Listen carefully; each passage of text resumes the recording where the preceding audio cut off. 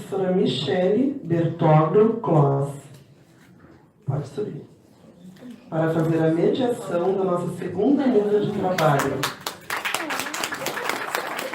Linha hegemônica, materialista, dialética e pluralidade. Podem coexistir?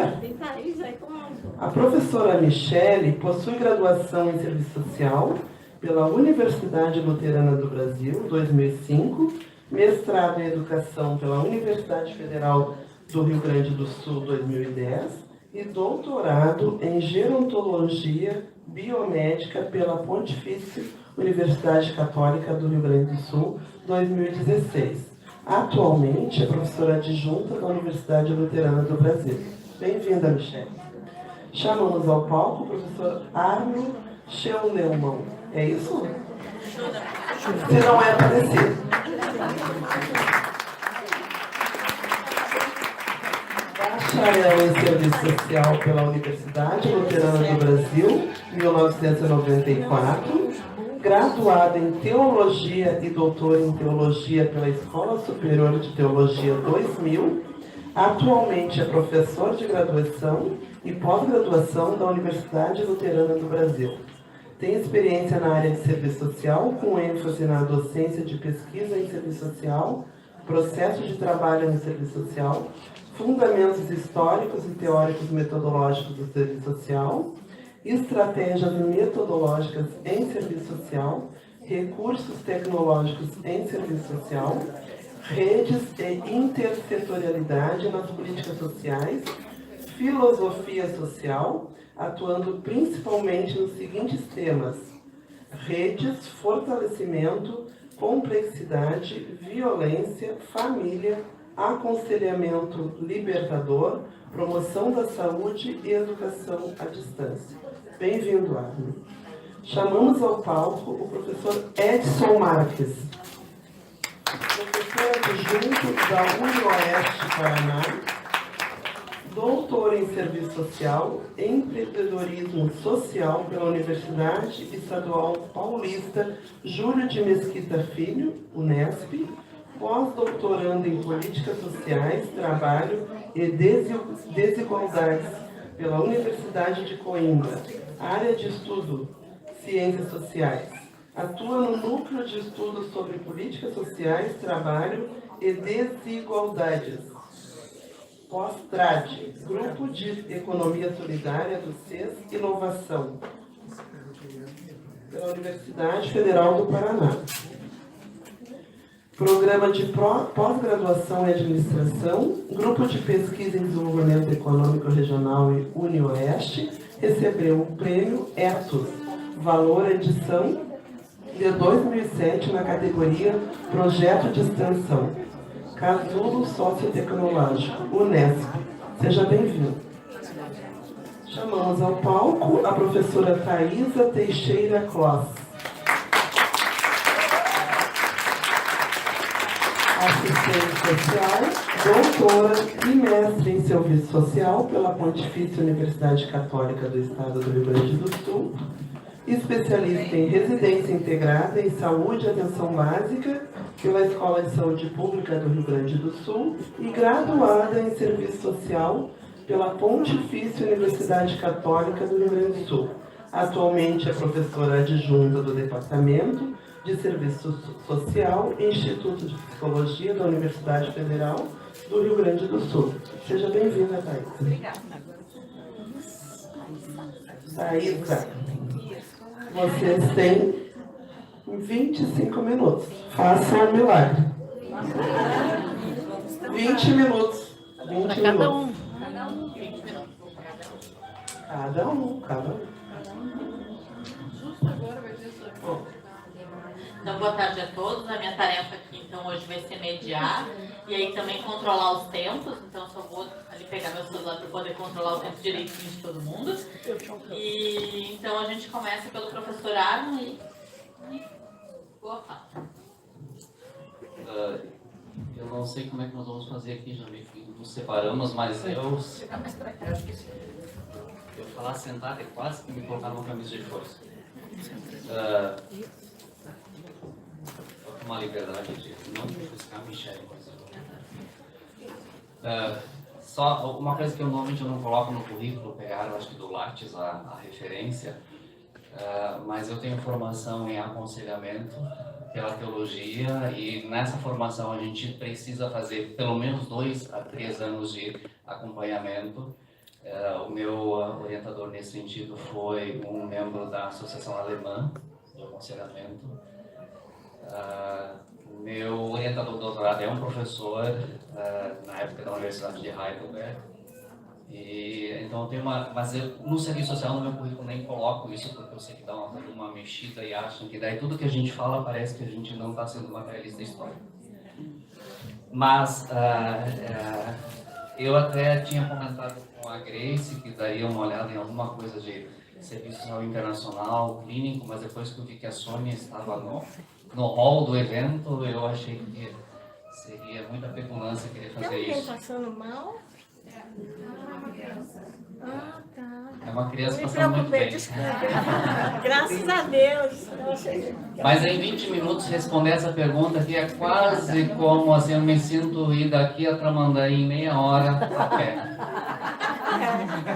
É mais ou menos usando uma linguagem local aqui. E pessoal, então a minha fala tem alguns pressupostos e recortes que num outro momento a gente pode discutir. A gente precisa pressupor algumas coisas na hora de ter um curto espaço de tempo para falar. Então a pergunta é, bom, linha hegemônica, materialista dialética e pluralidade, isso pode coexistir? Pode ir passando. Esse é um dos pressupostos. Eu sei que Marx não se propôs como sociólogo construir uma teoria social, mas é possível, a partir da produção marxista, se definir ou se separar o que é uma filosofia marxista e o que é uma teoria social marxista. Então, eu creio que isso no serviço social a gente faz muito mal, de uma forma muito caricata, e a gente acaba repetindo, de evento em evento, e sempre tem alguém para aplaudir, e acabamos fazendo o que nós estamos fazendo. O importante é nós lembrarmos ecletismo e zenerismo. Eu já começo com a angústia da Sônia, né? Como a Sônia ficou angustiada depois dos 5 minutos, eu já começo porque já sei que a coisa é curta. Então, o pluralismo,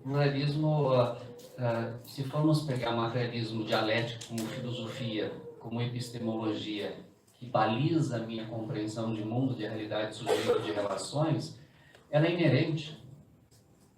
Se eu pegar o materialismo histórico como uma teoria social que me fundamenta para compreender os processos sociais, as articulações, os sujeitos, os conceitos, as categorias que eu construo no meu fazer profissional, seja como assistente social ou em alguma outra profissão, o pluralismo é inerente. Eu nego a essência se eu abro mão. Nós conseguimos no serviço social, a coisa meio que milagrosa é que a gente anuncia o pluralismo e manda não olhar para os lados. Quem olhar para os lados recebe as devidas reprimendas. Como se fosse a única forma de compreender o mundo, os sujeitos, a vida, a perspectiva materialista dialética. Eu sempre lembro, materialismo histórico não existe referencial mais que faz uma análise mais profunda das contradições do modo de produção capitalista. Não existe um referencial que mostre de uma forma mais clara, mais profunda, e como a materialidade das relações do modo de produção define, determina, influencia, constrói consciência, constrói ideias, constrói cultura e tudo isso. Mas essa não é a única, ela não se propõe a dar conta de toda a existência humana, de todo o ser humano, de todas as dimensões da vida humana. Então eu preciso sim usá-la ao máximo naquilo que ela se propõe. E esse é o nosso quase que esquizofrênico dilema como assistentes sociais. A gente faz uma formação, vai trabalhar com família e descobre que não sabe o que fazer com os sujeitos que estão na nossa frente. Exatamente. Porque a gente passou 4 anos, no meu tempo eram 5 anos, 4.500 horas, discutindo um monte de coisa, menos compreender o sujeito como uma totalidade, E para nós, totalidade é a sua constituição materialista. Isso é uma visão monista, quer dizer, isso é uma visão que entende que a constituição do ser se dá a partir de uma única substância, ou a partir de uma única perspectiva, que é a material. Ela é importantíssima, é fundamental, mas ela não é a única. Meus 20 minutos. Eu gosto muito daquela construção de Bruni dos 4 polos. E eu articulo isso também na prática profissional. Só que eu entendo que para Bruni e Companhia Limitada, o axiológico, os valores, é um tema que perpassa os 4 polos. No serviço social, considerando a nossa opção, a nossa direção social estratégica, o nosso compromisso com a justiça, com a libertação, com a igualdade, com todas essas coisas, eu entendo que o axiológico ele não é só uma dimensão que perpassa, ele precisa ser um polo da prática. E é considerando o espaço, senão nós temos colegas batendo panela, ao invés de compreender qual é a estrutura, o que está em jogo aí no país. E aí se diz dialético, se diz materialista, se diz um monte de coisa e não tem a compreensão do jogo de poder que é nacional e internacional, que nós sabemos que está aí, e hoje estamos vivendo mais uma manifestação disso. Pode só voltar. E aí, gente, eu quero dar uma olhadinha no epistemológico, no teórico. O morfológico, aquela resolução, eu encerro com ela, a 569 do Cefes, é quase que como dizer a forma como se faz a coisa, quer dizer, o meio, a metodologia, se ela é clínica ou não, é que vai definir se é libertador ou se não é. Não é isso que vai fundamentar uma prática profissional, um trabalho profissional libertador ou não. Polo epistemológico, como o texto está aí, não vou ficar lendo tudo, vocês têm leitura dinâmica, a maioria são mulheres, são multifuncionais, homens já a gente tem que dar um tempo maior para ler, porque a gente tem uma visão meio focada. Então, o polo epistemológico vai me dar a visão de mundo, vai me dar os fundamentos para compreender o mundo, as relações e os seres. Pode passar. Aqui podemos arrolar outras abordagens. Eu arrolei algumas. Pena que não dá tempo. Nós, no serviço social brasileiro, esquecemos da filosofia da libertação. Assim, em termos de filosofia mundial, é uma das construções mais profundas a partir de Levinas da questão da alteridade, de uma perspectiva libertadora em relação ao outro, seja ele um sujeito, seja uma família, seja um grupo, seja uma comunidade, seja uma classe. E nós meio que esquecemos, não temos isso no nosso referencial. Pode, né? O polo teórico, quer dizer, a partir do polo epistemológico, eu posso ter diferentes teorias psicanalíticas, sociológicas, do direito, psicológicas, médicas, do serviço social. E a coerência vai se dar pela epistemologia. E o que eu não posso é, nas minhas teorias, de repente, no serviço social, o mais comum é a gente se diz materialista dialético, e quando vai analisar a produção teórica ou a pesquisa realizada, não se trabalha com as categorias dialéticas de análise. É muito comum nós encontrarmos entre a prática do serviço social posturas que se dizem dialéticas, e quando você vai ver, trabalha na perspectiva da harmonia, da adaptação e apresentando uma contradição entre o teórico, a sua teoria, que fundamenta os processos, aqui está a fundamentação do nosso processo de trabalho, e a epistemologia. Pode passar. E eu entendo, por exemplo, que é possível, e aí tem um erro de português, é possível encontrar mais de uma teoria sobre violência, por exemplo, ancorada no quadro de referência positivista. Ou seja, é possível encontrar uma teoria psicológica, uma pedagógica, uma médica, uma jurídica, etc., sobre violência, e todas serem teorias ancoradas no positivismo.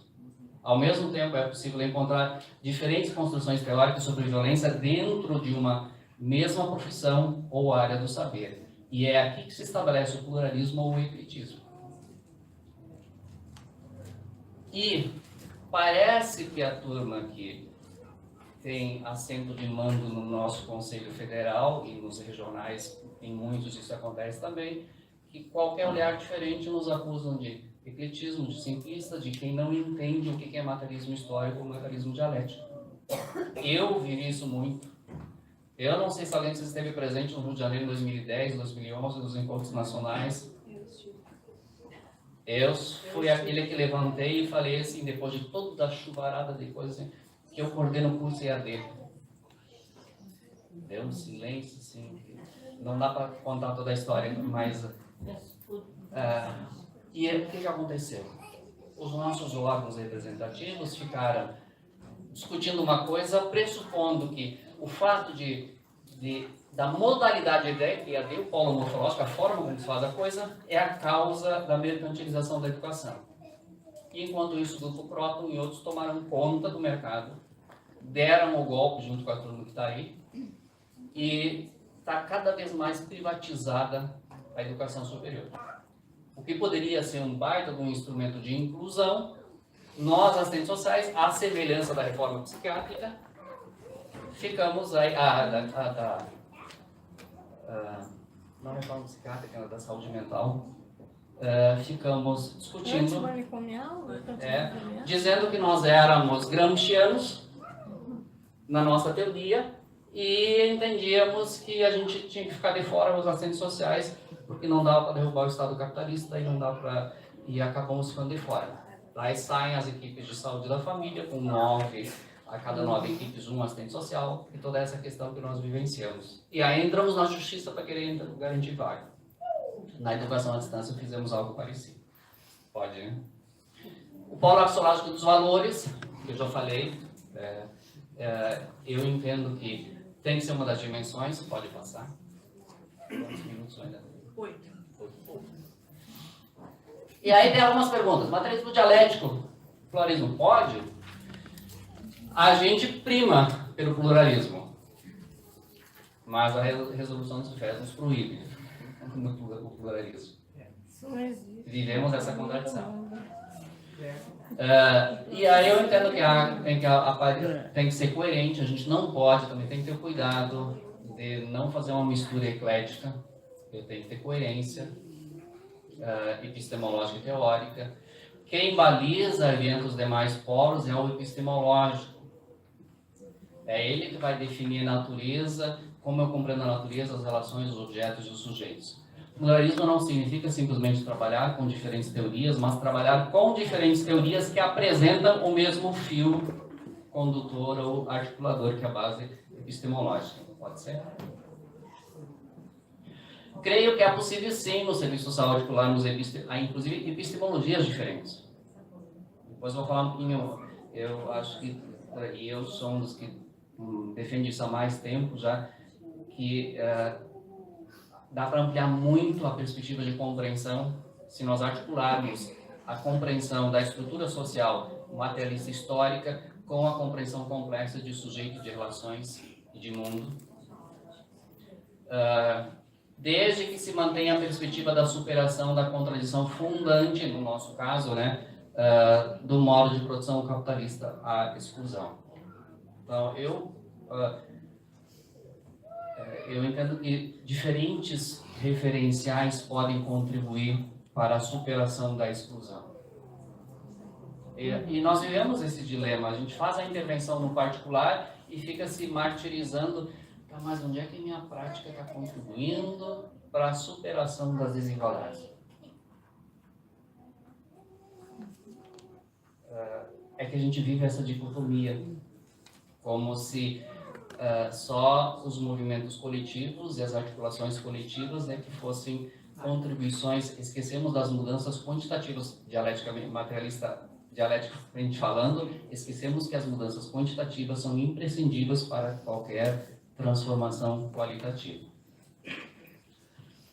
Paradigma de complexidade, eu acredito que sim, mas aí nós vamos ter duas formas de análise no polo morfológico, quer dizer, deixa de ser só a estrutura, e vale aquilo que eu falei no início, é imprescindível, é fundamental, mas não temos tempo aqui, o paradigma de complexidade propõe uma outra compreensão e articulação de produção do sujeito e das relações. Desde a constituição físico-química, biológica do ser humano, presentes na sua constituição e que também compõem a sua forma de perceber, a sua forma de sentir, a sua forma de interagir, a sua forma de se relacionar. Aliás, esse seria um desafio um dia desses, fazer uma discussão sobre o referencial complexo no âmbito do serviço social. 4 minutos. Penso que isso é possível, mesmo que apresente diferenças em relação à causalidade e constituição dos fenômenos, mas ambos defendem a liberdade, a autonomia e a igualdade coletivas e individuais. Então, essa é uma possibilidade de pluralismo. A constituição material dos acontecimentos, fenômenos e sujeitos deixa de ser a única explicação para a origem das ideias, da cultura e das relações, como já havia falado. Paradigma sistêmico, de certa forma, essa pergunta deveria ser anterior ao complexo, porque a partir das construções sistêmicas é que se desenvolve aí o paradigma complexo. Também teremos 2 formas de compreender. Há que se ter o cuidado de compreender a constituição dos sistemas macro e micro a partir da materialidade histórica, a partir dos elementos da complexidade, não só a partir da materialidade. Como que era o materialismo histórico, que eu já falei no início. Há que se ter o cuidado de não fazer uma leitura funcional positivista da interação dos sistemas. É óbvio que no referencial sistêmico também há uma caminhada que inicialmente era mais ancorada no funcionalismo e hoje na perspectiva sistêmica tem perspectivas complexas de compreensão em que as diferentes contradições, complementaridades, as formas de organização são vistas não na perspectiva da adaptação ou do ajustamento, como nós tínhamos aí lá no início. Pode. E daí é interessante que, se nós formos fazer uma análise no referencial do serviço social, aliás, uma coisa, eu montei isso com todo um cuidado para não saber qual era o público, e como eu já levei algumas tijoladas e ovadas diferentes nos espaços públicos do serviço social, eu montei uma coisa assim bem amena para dar ênfase aqui na fala. Mas se nós formos olhar para a entrevista, para os grupos, para as redes, para a comunidade, para o território, para o Estado, para a política, para a família, a todas as categorias que nós trabalhamos no nosso processo de trabalho, nós buscamos referencial de fora. Nós reformulamos, nós reconstruímos, nós reformatamos, podemos usar os termos que nós queremos, mas nós buscamos de fora. E por que de repente os saberes da clínica agora não podem? Quer dizer, existe alguma razão? Compreendemos ou reformulamos esses referenciais na perspectiva, eu cito José Paulo Neto, né, do projeto societário, sem exploração, sem dominação, de classe, etnia e gênero. Nessa perspectiva, nosso trabalho com família, seja ele clínico, é uma forma caricata de fazer a separação. Eu sei que não dá para fazer isso, mas para tentar exemplificar aqui. Ou nos modos do nosso serviço de convivência, que nós trabalhamos em o programa Bolsa Família, BPC e todas as demais políticas, pode ou não contribuir para a superação das diferentes formas de exploração e dominação. Não é a natureza da intervenção em si, ou a forma em si, não é o polo morfológico que vai definir se é libertador ou não, se pode ser coerente com o projeto societário que nós defendemos, não que nós temos, porque nenhuma profissão tem um projeto societário, mas nós defendemos um determinado projeto societário. E aí, e clínica? Eu gosto muito de buscar a raiz dos termos aí. Clínica vem do grego kliné, leito, que é cama. Então, literalmente, o clinicar era você se inclinar para cuidar de um sujeito que está debilitado. Nós nos inclinamos de diferentes formas. Não precisa ser uma perspectiva dominadora de cima para baixo. Mas parece que quando se fala em clínica, a resolução parece que faz uma diferença em que ser assistente social é libertador, E ser clínico é alguém que não pode, porque contradiz o que nós defendemos como projeto profissional. Afirmar, aí já disse que ela nega como se o polo morfológico, não é o polo morfológico, o último item não é a natureza clínica do processo interventivo que determina a direção social estratégica da intervenção, mas a epistemologia, se ela é libertadora ou não, que fundamenta a compreensão da realidade e das teorias, e que orienta e fundamenta o processo. Pode? Daí a resolução, o artigo já foi lembrado, o considerando, né, que essa foi a forma que eles fugiram de processo, pelo menos inicial, né? Pode passar ao próximo. E embaixo eu coloquei, se formos olhar, estão proibidas as que existe informação específica. Todas as outras formas de clinicar, de se debruçar sobre as relações e caminhar com os sujeitos, em tese não haveria argumento jurídico a partir dessa resolução para querer proibir. Mas a gente sabe que se pressupõe essa formação. Acho que o desafio é este que a Sônia também já sinalizou. Qual é o problema em eu ser um assistente social, que tem formação, no meu caso, aconselhamento, e poder ser um assistente social com essa bagagem e estar registrado como tal? Eu sou assistente social, tenho formação psicanalítica, eu sou um assistente social e me registro como tal com formação.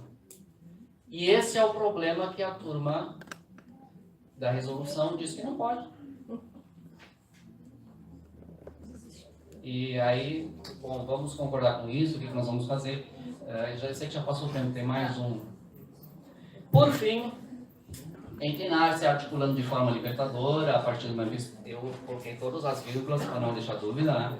Conhecimentos e saberes da clínica pode efetivamente contribuir para a construção de um projeto societário. E aqui está aquela questão da minha amenidade. Se fosse no público que eu conheço, já entraria mais de sola. Mas pode e deve contribuir. Aqui eu ainda falo mais na questão de ampliar o nosso processo de trabalho como assistente social, articulando saberes de outras áreas. Eu acho que essa é uma perspectiva pequena. A outra é eu agregar saberes de outras áreas e não perder o direito de ser assistente social em função disso. E essa tem que ser a nossa luta. Acho que essa tem que ser a defesa. Não é querer quero ampliar o meu saber, no meu caso, com aconselhamento, para ser um assistente social mais efetivo. Não, eu quero, além de ser um assistente social efetivo e todas as qualificações que eu posso colocar, eu também quero ser um conselheiro ou uma psicanalista com essa formação de base. É um direito que nós temos, pela nossa legislação trabalhista, nós temos esse direito. Pela nossa Constituição, nós temos esse direito. E no frigir dos ovos, nenhuma resolução de qualquer conselho é superior à legislação que existe. Aí, finalizando, nenhum assistente social precisa se sentir intimidado em função disso, porque existe uma lei maior que é a trabalhista que ampara.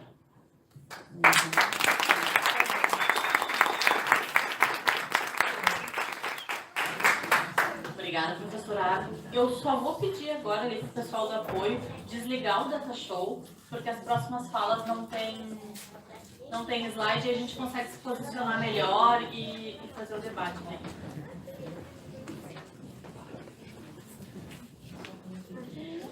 Bom, passo de imediato, então, para o professor Edson. Mesmo sistema, vai apitar quando fizer 20 minutinhos. Bom, antes de mais nada, obrigado aqui pelo convite, a oportunidade de estar refletindo, dialogando aqui com vocês.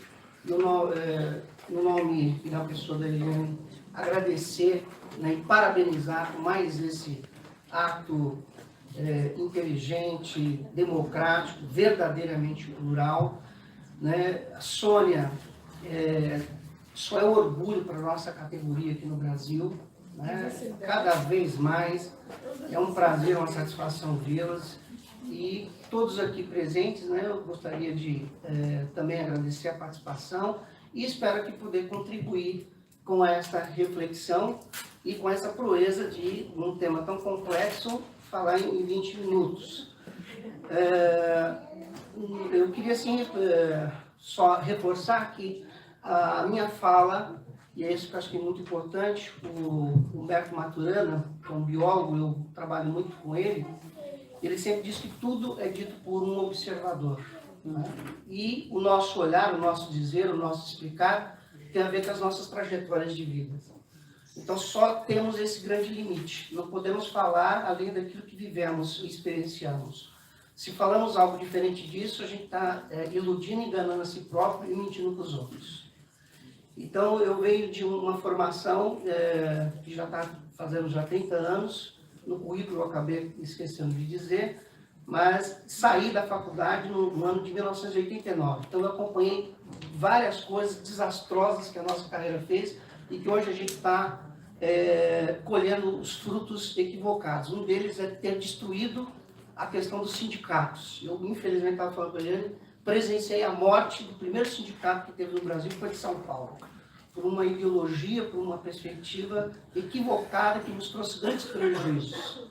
E que, graças a Deus, hoje está sendo recuperado por pessoas como o sindicato aqui do Rio Grande do Sul. Saí da universidade, portanto, eu participei de maneira muito ostensiva no campo político, militante, fui representante dos estudantes em São Paulo, fiz parte como estagiário da primeira gestão petista do Brasil, que foi com a Heloísa Erundina, na área da habitação. Fui um membro também, participei da primeira gestão progressista do CRES São Paulo, que é um CRES de maior número de profissionais no Brasil.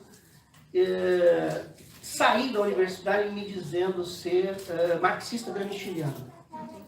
Levei o primeiro tombo e o banho de realidade quando eu fui trabalhar com a minha primeira experiência no hospital psiquiátrico.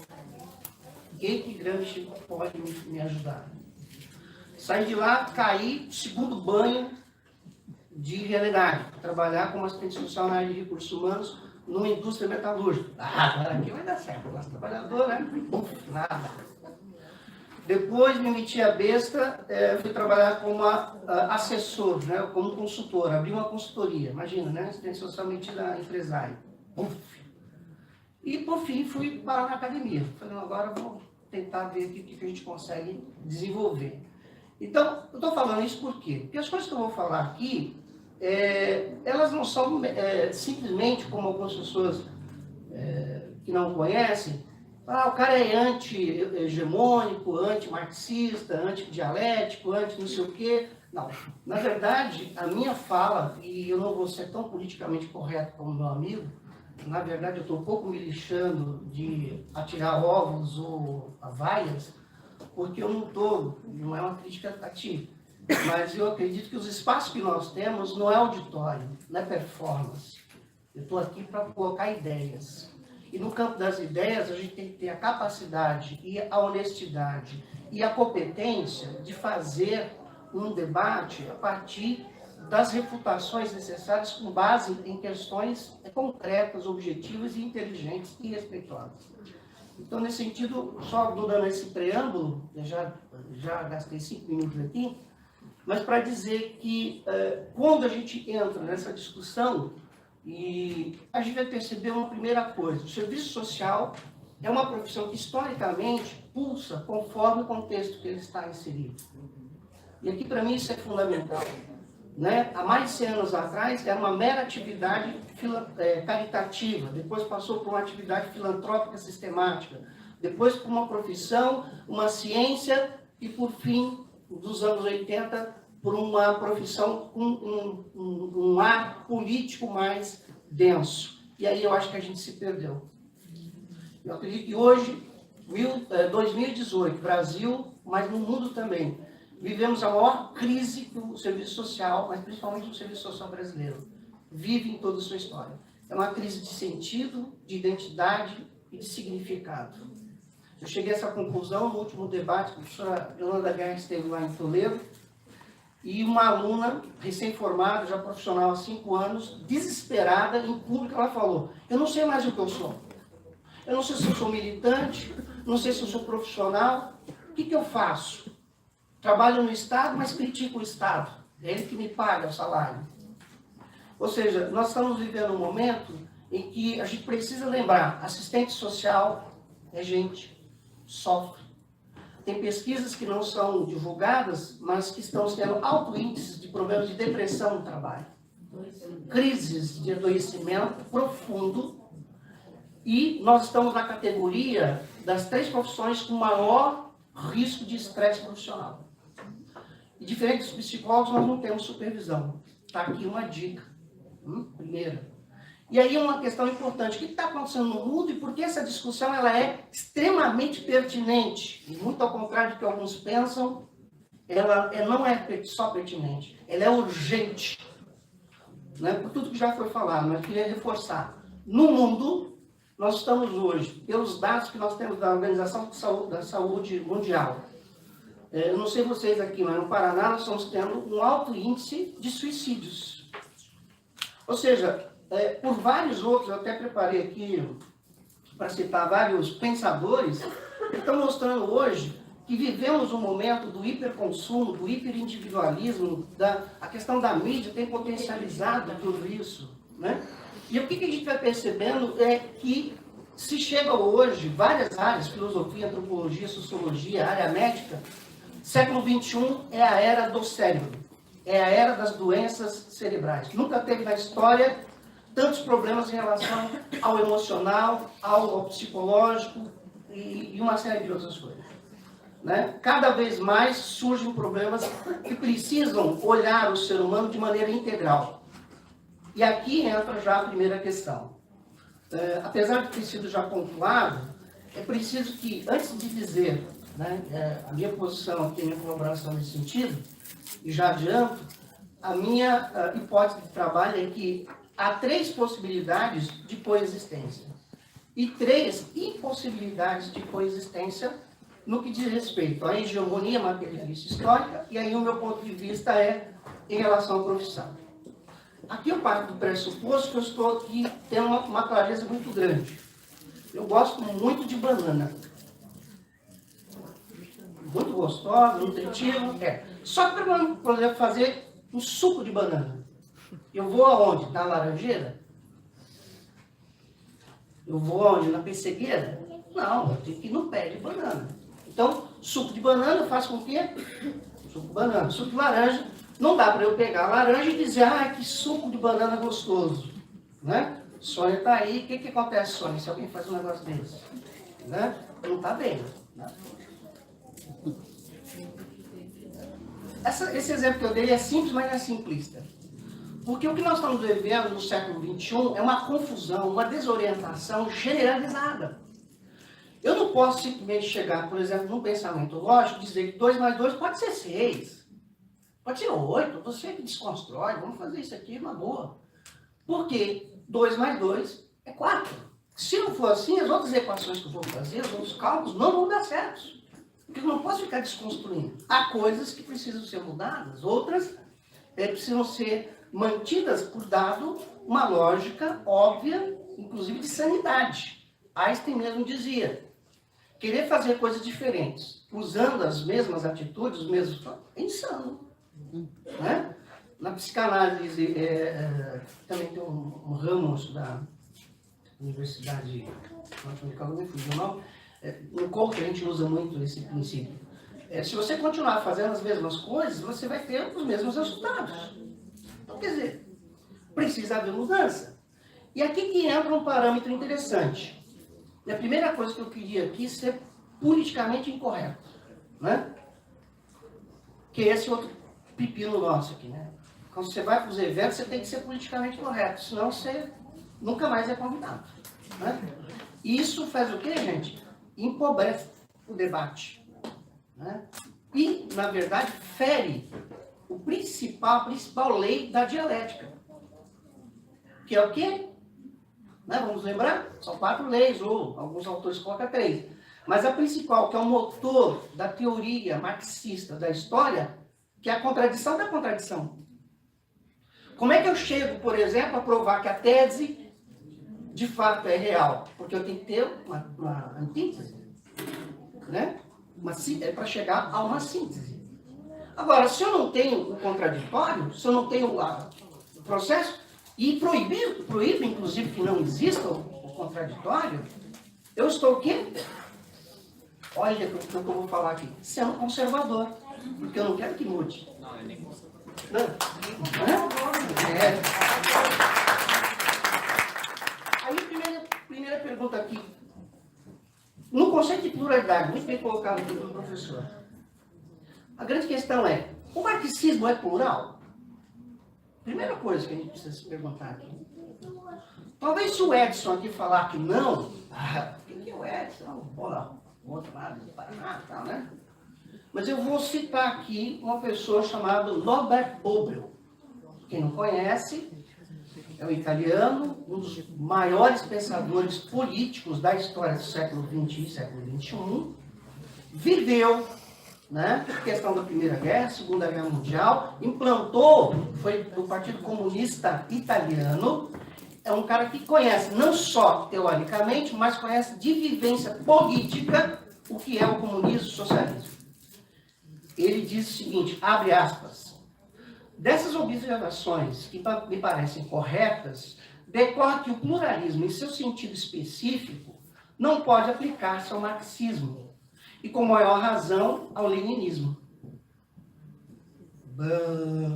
E por que não, gente? Depois da Bíblia, essa leitura desse livro do Bobbio foi a coisa mais reveladora para mim. Aí eu entendi por quê desse ranço todo, principalmente com a questão temática aqui. Sabe por quê? E por que o marxismo não pode ser plural? Consequentemente, se a gente abraça organicamente e de maneira mecanicista, né, como o Brasil fez, jamais poderemos falar em pluralidade. Jamais poderemos falar em democracia. Primeiro, porque a ótica e a perspectiva é implantar a ditadura do proletariado. Então não tem conversa com outra classe. Segundo, e aqui coloco muito claro, quando Engels e Marx construíram a chamada dialética materialista, e, portanto, o materialismo seria o socialismo científico para se contrapor ao socialismo utópico e para dar suporte aos movimentos trabalhistas e sindicais da sua época. Então, não é uma mera teoria, por brilhante que ela seja, por muito interessante que tem, e aqui eu não estou fazendo crítica, né? Tem 8 livros publicados, mais de 100 artigos, e você não vai encontrar uma linha eu falando essa besteira. Marx tem sua grande contribuição, os nossos profissionais, Paulo Neto e Amor, têm a sua contribuição, no entanto, tem um equívoco aqui.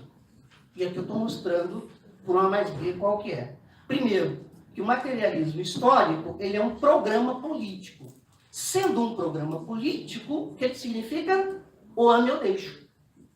Se eu não amá-lo, né, eu não posso odiá-lo. Então tem que fazer o quê? Sair. E é o que está acontecendo hoje. Uma coisa que eu mais tenho ouvido ultimamente é isso. Se o senhor não está satisfeito, o senhor está em profissão errada, e o senhor, por favor, troque de profissão. Esses dias, o absurdo, uma professora de ética lá da minha faculdade, na abertura da semana acadêmica, disse, entre aspas, quando o aluno ainda não escolheu o curso de serviço social, ele tem liberdade. Depois que ele escolheu o curso de serviço social, ele não pode mais, tem que seguir o código de éticas, de diretrizes, projeto ético político, e se não seguir, rua. Esses dias os alunos relataram para mim que ela, em sala de aula, na aula de ética, disse: quem não concorda com isso, a porta está aqui aberta, pode mudar de curso. Né? O outro elemento é a coexistência. Veja, coexistir é uma questão humana complexa. O Humberto Maturana, ele tem uma peculiaridade muito interessante, que é nos dizer o seguinte: o humano, ele se dá a partir do linguajar. Nós nos diferenciamos dos outros seres vivos pela capacidade de linguagem. E a linguagem mais expressiva que nos difere de outros seres é a emoção. E ele coloca com muita propriedade, e estudos recentes da neurociência mostram, nós somos muito mais movidos pelas emoções do que pela razão. E aí, um grande problema que muitos teóricos estão sinalizando. Hoje vivemos um processo patológico de romantismo e de sentimentalismo, principalmente nas políticas públicas. Certas palavras, certas frases tal, criam uma questão de emoção, mas destituídas de concretude. E aí entra uma questão muito importante que o Maturana coloca, que eu acho que é fundamental para nós. Ele diz o seguinte, abre aspas, as conversações de luta não pertencem à democracia. A luta constitui o inimigo porque necessita dele e obscurece as condições que lhe dão origem. Na luta, há vencedores e derrotados, não o desaparecimento de inimigos. O derrotado tolera o vencedor esperando uma oportunidade de revanche. A tolerância é uma negação do outro suspensa temporariamente. As vitórias que exterminam o inimigo preparam a guerra seguinte. E aí nós vamos perceber o seguinte, né? Das nossas frases, campanhas da nossa categoria, inclusive a gente paga dinheiro, né? Não sei se vocês repararam, né? A gente paga para fazer campanha político-partidária e ideológica. Quando o Cefes cresce, né? Na Carta de Brasília, no último encontro que tem, faz lá toda uma chamada que toda a classe da esquerda... Eu não sou de esquerda, já até fui. Mas e quem não é de esquerda? E que paga a anuidade? Né? E aí, como é que fica? Aí não é bem-vindo? Não tem vez e voz? Né? E aí eu teria outras coisas aqui para colocar, mas encerro dizendo o seguinte, há 3 possibilidades. E aí me perdoe se eu fugir pelo menos 1 ou 2 minutinhos. O primeiro deles é que será impossível se nós continuarmos a verificar o que está acontecendo hoje no serviço social. O primeiro deles é a impossibilidade a partir da arrogância e da pretensão de impedir com que outras possam ter de fato vez e voto, vez e vivência. Outro elemento importante que vai mostrar a impossibilidade desse processo é exatamente na capacidade que nós temos de dizer uma coisa e fazer outra. Né? Exemplo, temos pluralidade. Marx não é plural. Marxismo não é plural. Como é que eu vou ter pluralidade nesse sentido? E aí há uma questão importante, que é um princípio não religioso, né? Não sai aqui dizendo que o cara foi religioso. Mas tem uma sabedoria cristã interessante que Jesus diz o seguinte, é pelos frutos que conhecemos as árvores. Ou seja, não adianta eu vir arrotar aqui democracia, vamos lutar por um não sei o quê, pela questão do gay, da lésbica, do sem terra, do não sei o quê. Só que quando chega alguém aqui e diz, eu sou conservador, eu sou liberal. Então vivemos o quê? Um tipo de epistemofobia. É um troço esquisito isso. E por fim aqui, a questão é que não há coexistência nisso se nós não formos coerentes. Uma teoria que prega uma coisa, na prática os resultados são outros. Por exemplo, eu já vou deixar aqui, tem que falar para os meus alunos. Essa historinha de que nós garantimos direito é besteira. É romantismo, sentimentalismo, bobo.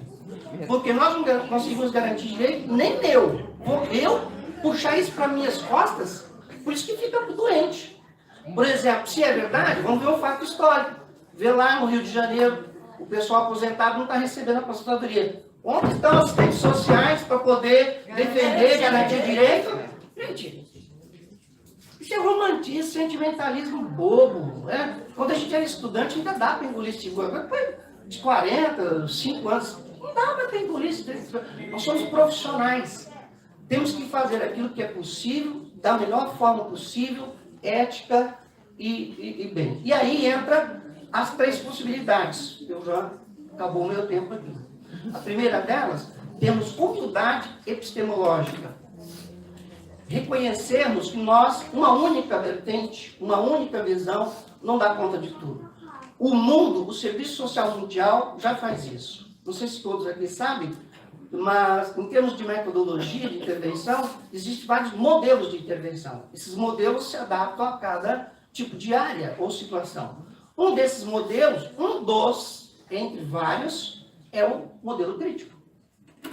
Então, eu acredito ainda na pluralidade e na coexistência, mas tem que ser humilde, baixar a bola, reconhecer os erros e darmos vez e chamarmos gente inteligente que tem nessa profissão e que está sendo excluída.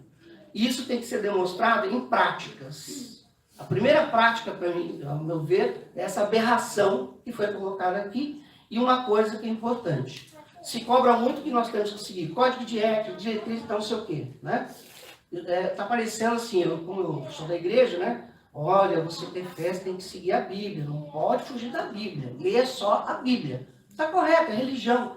Agora, uma profissão, né? Tem gente tem aluno me perguntando, senhor, para assistência social, precisa ser marxista? TCC, estou dando pesquisa, uma aluna me disse lá, senhor, mas eu posso escolher outras abordagens? Eu acho que você pode. Mas não, a professora falou que se eu escolher outra, eu vou estar infringindo o código de ética. Gente, estamos adoecendo, empobrecendo e pior, né? Pagando caro por isso. Pagando ABEPS, pagando Cefes, pagando CRES. Para quê? Vou te explicar, para te ferrar. Porque pelos outros não vai fazer nada. Mas para você, eu já tenho 3 processos no CRES do Paraná. Né? Exatamente porque eu tenho a ousadia de pensar diferente. Mas aí eu tenho que pagar o preço por isso. O terceiro e último, para encerrar aqui, as questões de efetividade em relação à convivência. Coexistir, o Humberto Maturana, ele trabalha um conceito interessante, que é da biologia do amor, que é considerar o outro, um outro, digno de respeito, como ele é. E aqui entra uma questão importante. E o outro não tem que ser, ou fazer, ou agir conforme eu tenho. Para isso, existe o que a gente chama, e a Hannah Arendt, eu encerro aqui, nos alerta desde a década de 50. Ela diz, sempre que um esquema puramente racional, materialista, concebido no âmbito do pensamento, é imposto à comunidade, ele ameaça arruinar a ação e o discurso necessário à formação e manutenção de uma esfera política. Política no sentido arte de governar.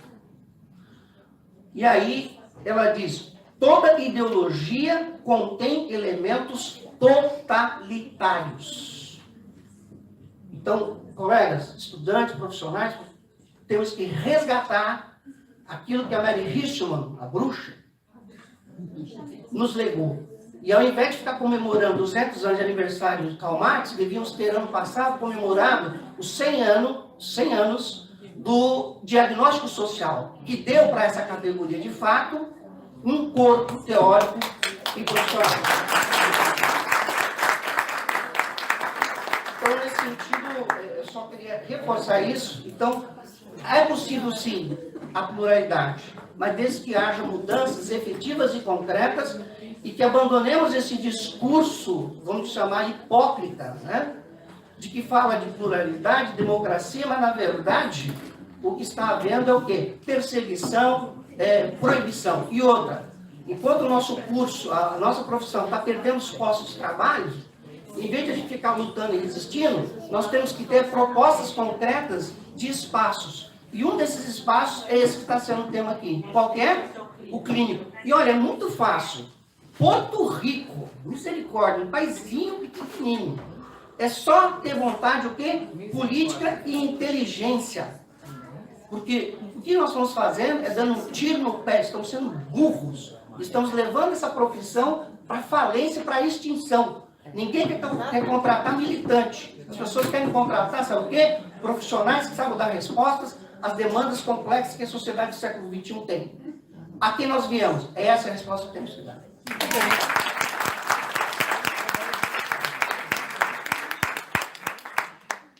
Desculpa aí 25 também não brincou. Maldade, né, senhora? Bota. Sempre maldade, não interessa. Acho que agora foi a bateria. Interessa sempre. Quando convém. Tem outro? Aqui? Alô? Bom, pessoal. Queria agradecer ao professor Edson. A minha bateria acabou. Queria agradecer então ao professor Edson pela fala. Então, eu convidar a Thaís e a Thaisa, na verdade, a fazer uma fala. Eu sei que a proposta é pluralista, então eu acho que a próxima fala também vai ser bastante plural. E que a gente possa, então, nesses próximos 20 minutos, ficar atentos e aí depois a gente abre para o debate. 25 então, Para poder equivaler. Tá bom. Então, pessoal, boa tarde a todos e todas. Né? E gostaria, então, de trazer uma perspectiva diferente sobre a profissão. Né? Discordo respeitosamente, né, e de forma plural, né, das questões que foram apontadas pelos colegas aqui na mesa, e acredito sim que a profissão ela tem uma dimensão política, e essa dimensão política ela não deriva de uma escolha de parte dos profissionais. Ela deriva justamente da natureza da sociedade em que a gente vive. Uma sociedade extremamente desigual como a sociedade brasileira, né, e que é impossível a gente assumir a perspectiva de um suposto mito da neutralidade. Né? A realidade ela é contraditória e ela demanda da gente, sim, uma visão de homem, de mundo, de sociedade e uma clareza ética e política. E aí, a partir dessa perspectiva, né, que eu gostaria de trazer a minha fala. E uma perspectiva, sim, que é de esquerda, porque o que é ser de esquerda? É não se contentar com uma realidade brutal e desumana como a gente vive nesse país. É lutar diariamente, sim, para garantir direitos, embora não seja a gente que garanta enquanto assistentes sociais, mas o Estado, né, enfim, e as políticas sociais na garantia do atendimento às necessidades sociais da população. Então, parto de uma perspectiva bem diferente dos colegas para poder trazer, então, a visão do serviço social a partir de uma perspectiva crítica, que é crítica porque busca não sucumbir à lógica de mercado que está colocada na sociedade hoje. Bom, então, como o tempo é muito curto e eu gostaria de trazer vários elementos, né, a minha fala ela se situa em 3 pontos. Em primeiro lugar, qual é a perspectiva de pluralismo que a gente entende na profissão, né? A partir da construção do projeto ético-político.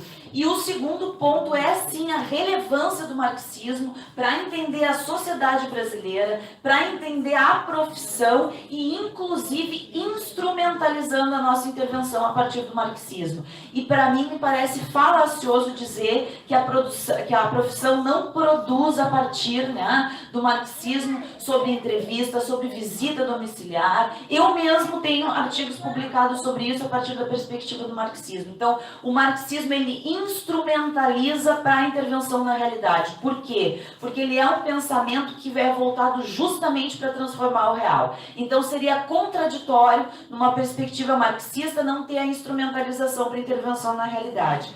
E o terceiro ponto é dizer por que, né, eu entendo que, e a categoria como um todo, né, vem discutindo os retrocessos que a proposta do serviço social clínico traz para o serviço social. Bom, então, em primeiro lugar, eu parto da perspectiva do pluralismo como respeito às diferentes posições e compreensões sobre o serviço social, o que é um princípio da democracia mesmo, né? Só que e que também é demarcado no Código de Ética. Só que daí a gente não pode dissociar também o pluralismo dos demais princípios do Código de Ética, né? E daí falamos de democracia, de cidadania, da construção de uma nova ordem societária, né? Enfim, tá? Mas, ao mesmo tempo, o pluralismo ele não pode ser confundido com o ecletismo, como o colega Arno trouxe, embora eu entenda que sim, é ecletismo, a articulação da teoria da complexidade com o marxismo, né? Mas, enfim, daí a gente pode debater depois, né? E também o pluralismo não pode significar um suposto mito da neutralidade ou como se tivesse ideias homogêneas. A sociedade ela é feita de ideias diferentes. Vivemos numa sociedade de classe, isso é um dado inegável, né? Por mais que no campo das ideias a gente possa querer mascarar, né, a realidade como ela é. Então, é nesse horizonte que o serviço social brasileiro constrói uma posição teórica, ética e política que questiona os referenciais que influenciaram a sua trajetória, e inclusive questionando, né, o referencial norte-americano, o referencial clínico. Por quê? Porque a gente busca construir com os companheiros latino-americanos uma forma de ver o mundo, de ver o serviço social atenta à nossa particularidade sócio-histórica. Então não adianta a gente vir com um contexto de outros países e não se atentar à realidade brasileira tal como ela é. E os desafios que a profissão... Mas que bom que a gente discorda, Sônia. E daí a gente pode... discordar. Exatamente. E tem detalhe, uma profissão tem uma essência. Ela pode mudar de país para país, de contexto para contexto. Mas eu vejo uma mesa aí, por exemplo, médicos... Tá bom. Sônia, eu só gostaria de pedir o espaço da minha fala. Pois é. Eu concordo que a profissão... Mas você se referiu a mim, para mim. Sim, exatamente. Porque a gente está debatendo, e aqui eu acho que não vamos entrar nesse campo, né? A sua aula. Tá bem. Mas olha só, Sônia, eu acredito que a profissão tem uma essência, mas essa essência não é abstrata e é histórica.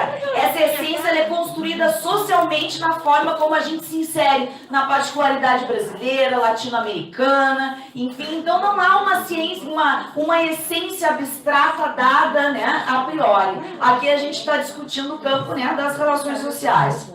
Mas enfim, né? Então, já que a gente está falando de pluralismo, né, é importante a gente entender, né, uma concepção de pluralismo que se articula com hegemonia. E aqui hegemonia não é autoritarismo. Hegemonia é uma construção social, histórica dessa profissão que busca demarcar uma direção social e política e ética e inclusive teórica. E isso não se constrói à força goela abaixo. Isso se construiu com amplas pesquisas, amplos debates. As diretrizes curriculares da BEPS foram construídas com oficinas nacionais, regionais, com 90% dos cursos existentes no país até então. O Código de Ética também foi reformulado coletivamente, né? Então a gente não está falando de hegemonia como autoritarismo, a gente está falando da construção histórica de uma posição no campo da profissão e que inclusive pode ser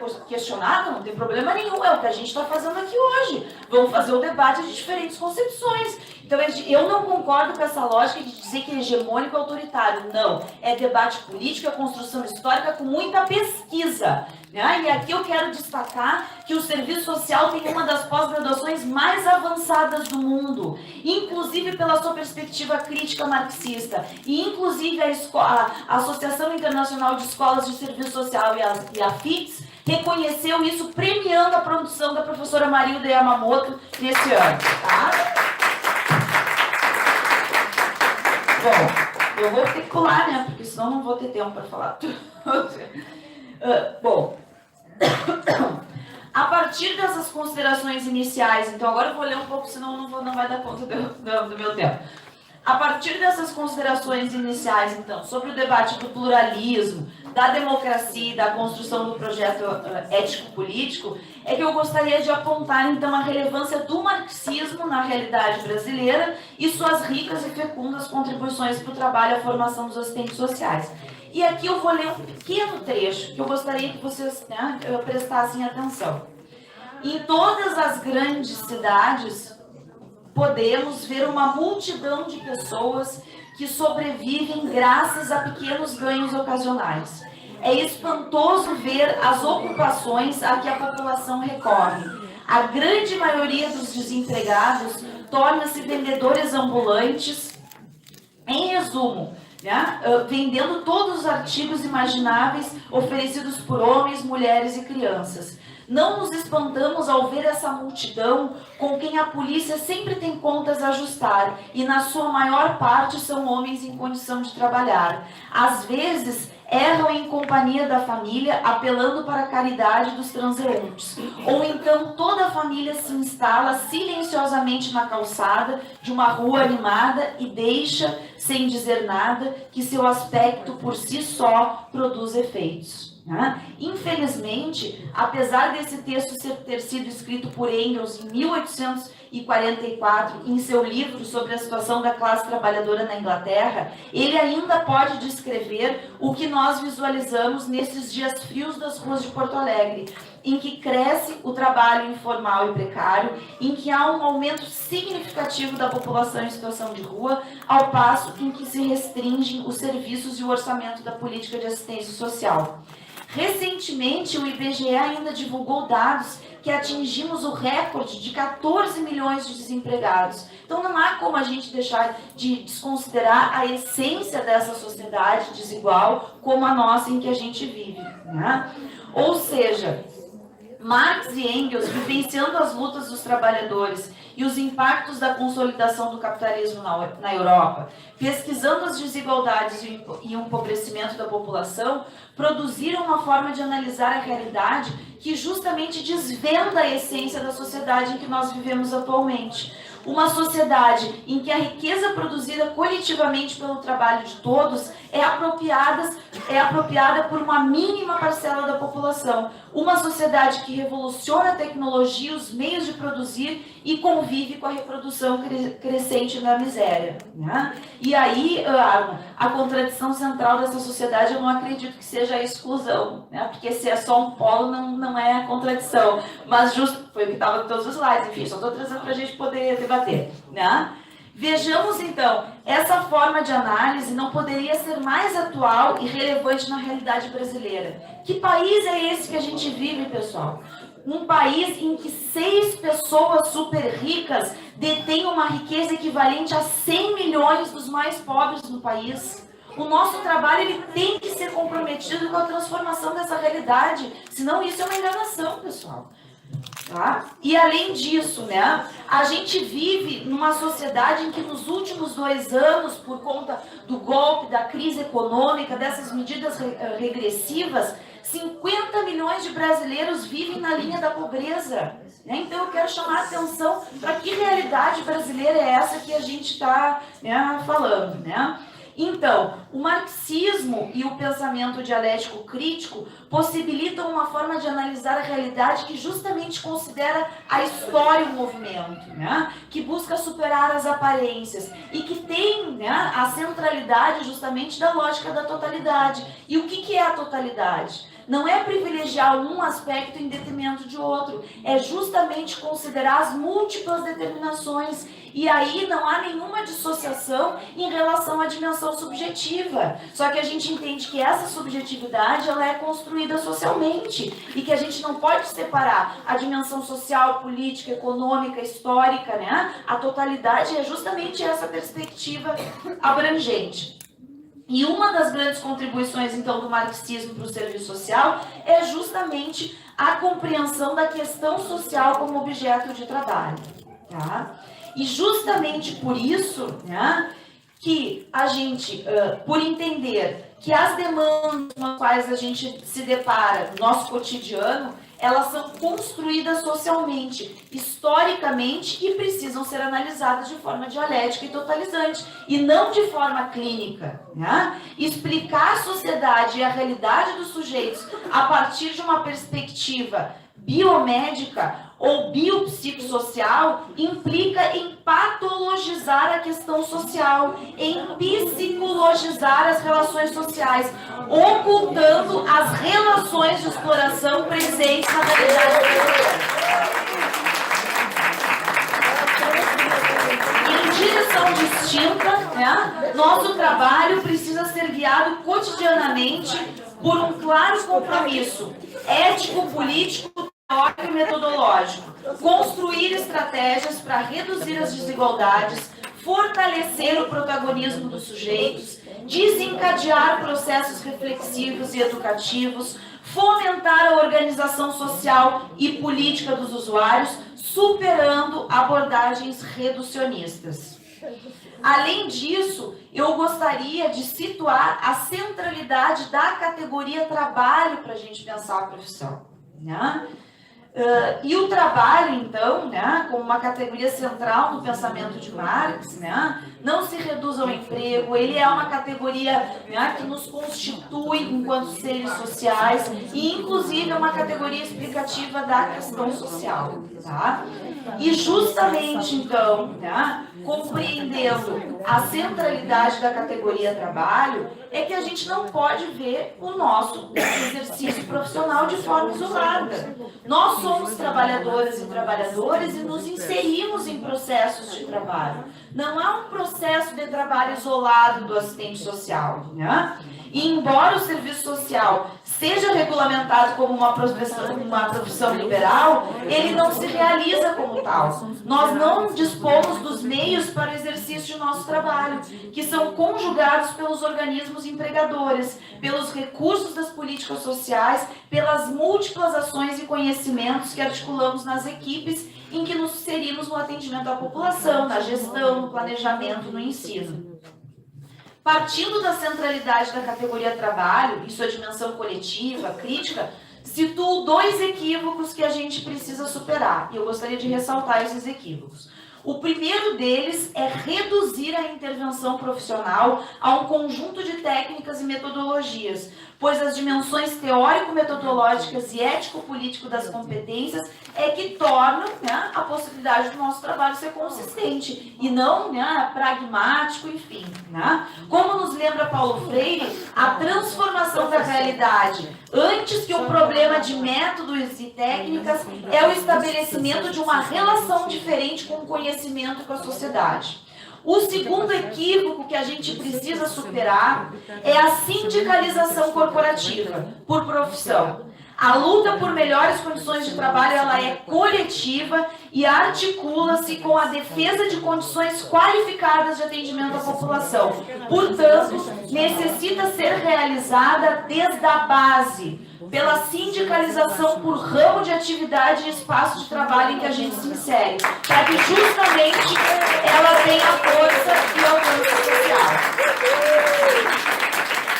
E aqui eu gostaria de fazer rapidamente, que eu tenho 5 minutos, 4 observações sobre o serviço social clínico. Tá? A primeira delas se refere justamente, né, os fundamentos do serviço social clínico, né? E aqui a gente considerando desde, né, das pioneiras, da Mary Richmond, enfim, né, passando, né, pelas outras escolas, né? Qual é o fio condutor que marca a concepção do serviço social clínico desde suas origens? É a influência do meio social e familiar como indicador do desvio, cujo ângulo biomédico da pobreza, como ideia de patologia, é imbricado na racionalidade do estudo, diagnóstico e tratamento das sequelas da questão social, naturalizando as desigualdades sociais. Essa concepção oculta a estrutura inerente de exploração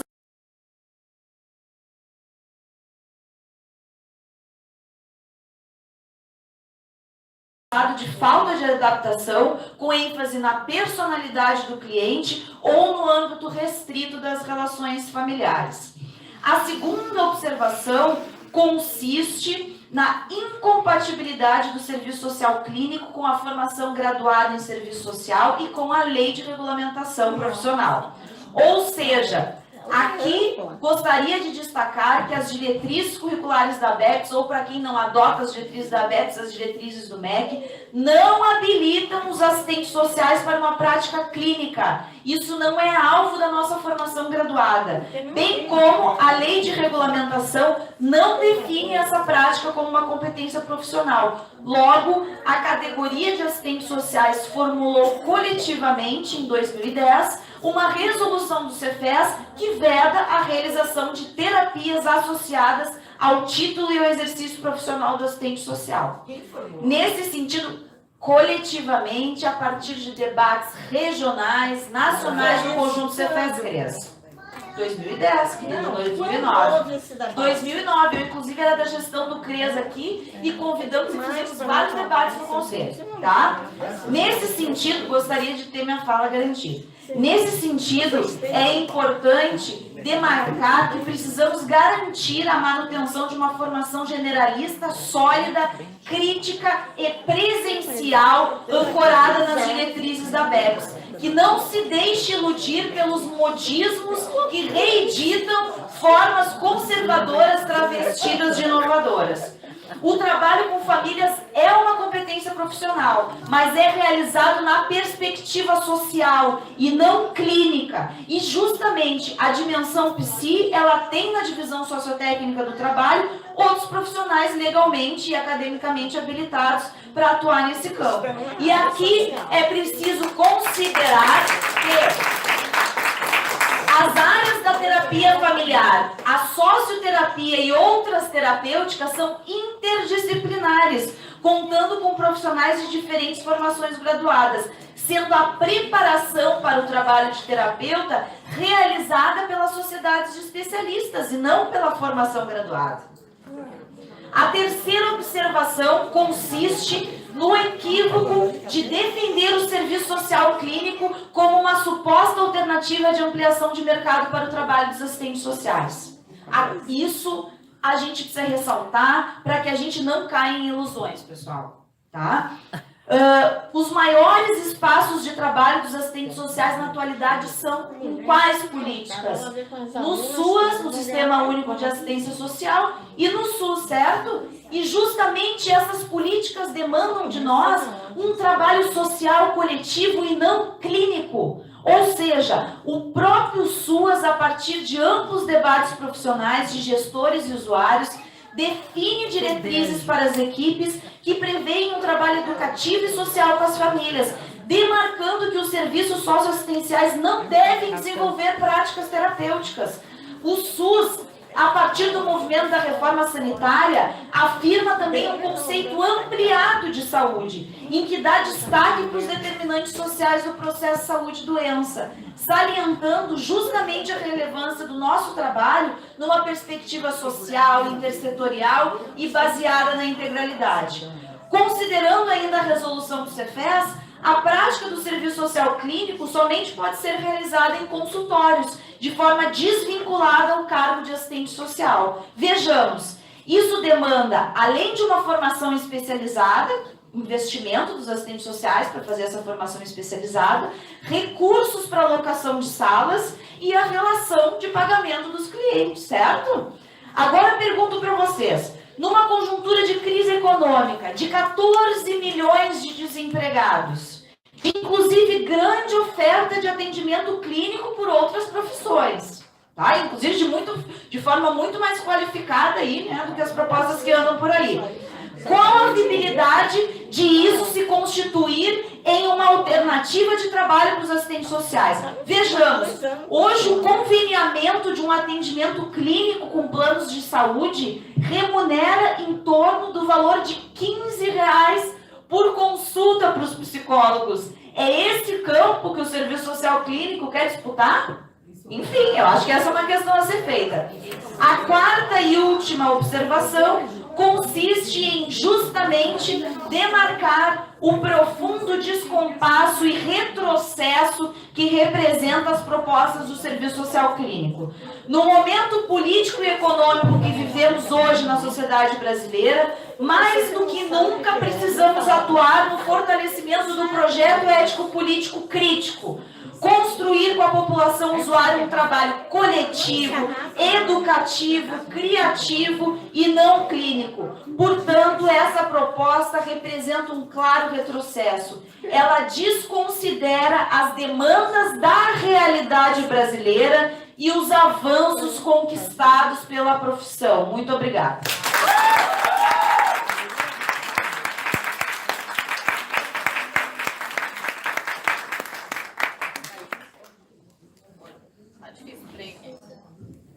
Depois nós vamos abrir um espaço para perguntas, 1 minutinho para pergunta e 3 para resposta. Porque a gente tem horário para entregar, né? Não se esqueça que a gente começou mais tarde. Tá? 1 minuto de pergunta e 3 minutos de resposta. Depois nós vamos ter um café rapidinho de 10 minutos e voltamos para o segundo momento. Pode ser? Bom, então assim, minha tarefa aqui não é só embelezar a mesa, mas também poder propor um debate. E aí, claro, né? Cheguei aqui com uma autoestima muito fortalecida, porque meu doutorado é em gerontologia biomédica, e saio daqui também fortalecida no campo da biomedicina, com serviço social no campo biomédico, atendendo famílias, em consultório, porque acredito que o nosso trabalho, ele é um trabalho importante, relevante, necessário, e que a gente trabalha no campo do consultório, dos atendimentos mais particularizados, para levar também para uma luta coletiva, né? Quando a gente trabalha com famílias com Alzheimer e trabalha com famílias que têm aí uma realidade que está aparecendo, também tem que lutar pela política do idoso, também tem que lutar pelo Sistema Único de Saúde, também tem que lutar e construir a partir do quê? A partir daquilo que a gente vivencia. Penso que é importante a gente entender quando que o pluralismo entra na profissão, ele não entra por acaso, ele entra na discussão dos códigos de ética, quando a profissão, no seu processo de reformulação, de reconceituação, então ela percebe que um único paradigma não é suficiente para a discussão da categoria.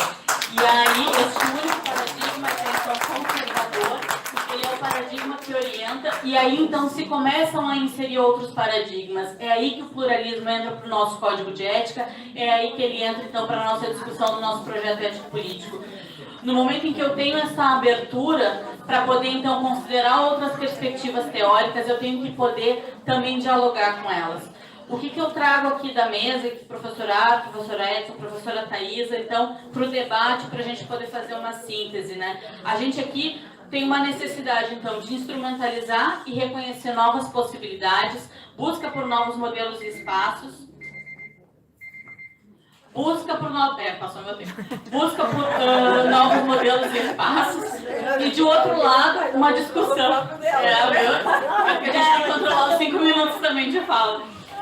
E de outro, né, a questão da hegemonia. E aí, quando a gente fala em hegemonia, e aí fala também, eu até tinha pensado, a hegemonia como uma forma de impedir uma questão de discussão e de reflexão. Porque o problema não está na teoria crítica, o problema não está no modelo, mas na forma como a gente se apropria de um determinado viés e entende que aquele é o único possível. E aí retoma assim, uma postura mais conservadora, que já existe tudo que a gente poder entender que há espaço sim para quem quiser clinicar por R$15, mas também há espaço para aquele trabalhador que está ali no CRAS atendendo a população, o usuário da forma mais precarizada possível, e que isso é uma categoria profissional que precisa dialogar e que precisa crescer junto. A gente vem passando por um momento muito sério de divisão da nossa categoria, de divisão de pessoas, de divisão de formação. Nós estamos nos enfraquecendo nesse processo e deixando de ser reconhecidos os nossos espaços. O que a gente tem que garantir é uma unidade na formação, é uma unidade na categoria. E que a categoria possa discutir, sim, fazer esse movimento. Porque isso é importante. Que a Thaisa tenha o mesmo tempo e espaço de discussão que qualquer outro. Porque essa é a ideia. Mas que a gente não se perca enquanto categoria profissional. Então, meus 5 minutos para o debate passou. Mas eu queria então agradecer, abrir para as perguntas. E aí vamos tentar mediar aqui. Realmente, gente, 1 minuto para pergunta, não é manifestação política, não é manifestação pessoal, não é depoimento de vida, é pergunta. E assim, ó, pergunta de 1 minuto para que as pessoas que vieram aqui contribuir para o debate possam de fato contribuir para o debate. Certo?